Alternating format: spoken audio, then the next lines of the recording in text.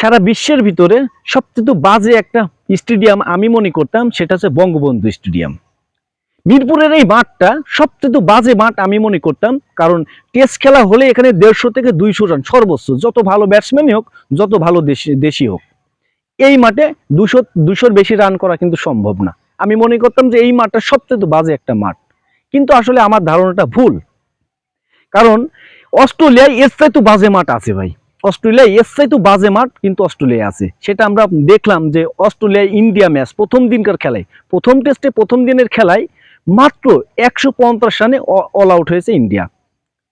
Australia আবার bat করার সময় কিন্তু দেখলাম যে অস্ট্রেলিয়া মাত্র 67 রানে 7 উইকেট, তার মানে একদিনে 17টা উইকেট গেছে ভাই। মানে বাংলাদেশের এই বঙ্গবন্ধু স্টেডিয়ামের চাইতে অনেক খারাপ এই স্টেডিয়াম, এই মাঠটা আমার মনে হয়। কারণ একদিনে 17টা উইকেট যাওয়া মানে একদম একটা ইতিহাস মতন, কারণ ইন্ডিয়া অস্ট্রেলিয়া খেলে, এইটা ভাবতে হবে। তো বিষয় হচ্ছে এই মাঠে কিন্তু 200 থেকে 250 রান করতে পারলেও কিন্তু ম্যাচ জিতা যায় এই মাঠটাই। বুমরা, নিউ ক্যাপ্টেন বুমরা এটা ভালো একটা সিদ্ধান্ত নিয়েছে যে প্রথম টস জিতেই কিন্তু ব্যাট করার সিদ্ধান্ত নিয়েছে, কারণ এই মাঠে বললাম যে 200 থেকে 250 রান করতে পারলে কিন্তু ভালো একটা স্কোর, সেই কারণেই কিন্তু বুমরা টস জিতে ব্যাট নিয়েছে। আর আসলে ইন্ডিয়ার ব্যাটসম্যানরা ওইভাবে আসলে ধৈর্যের একটা পরীক্ষা দিতে পারে নাই, কেউই দিতে পারে নাই। কিন্তু অস্ট্রেলিয়ার বলাররাও কিন্তু ভাই দুর্দান্ত বল করেছে, ইন্ডিয়ার ব্যাটারদের সেভাবে দাঁড়াতে দেয়নি।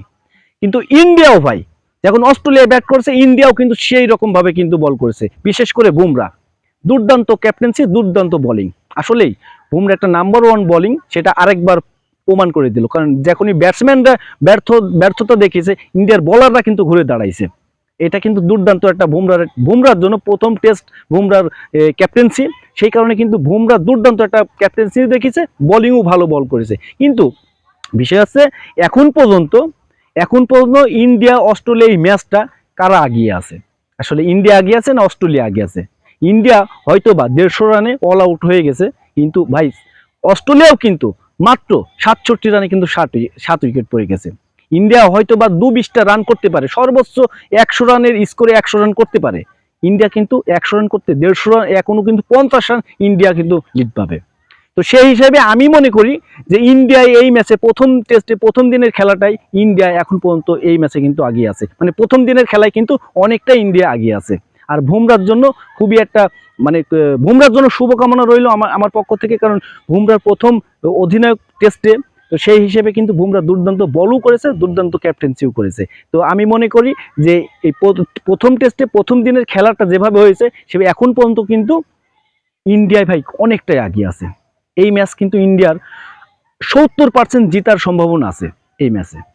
যেভাবে ইন্ডিয়ার বলাররা বল করছে, এভাবে বল করতে পারে, কারণ সামনে যত দিন যাবে তত কিন্তু উইকেট কিন্তু আরো খারাপ হবে। তার মানে কি, ইন্ডিয়া যদি এবার দ্বিতীয় ইনিংসে যদি 150 থেকে 200 রানের একটা টার্গেট দিতে পারে, নিশ্চিত ইন্ডিয়ার জয়। আমি মনে করি ইন্ডিয়া এই ম্যাচে 70% আগে আছে।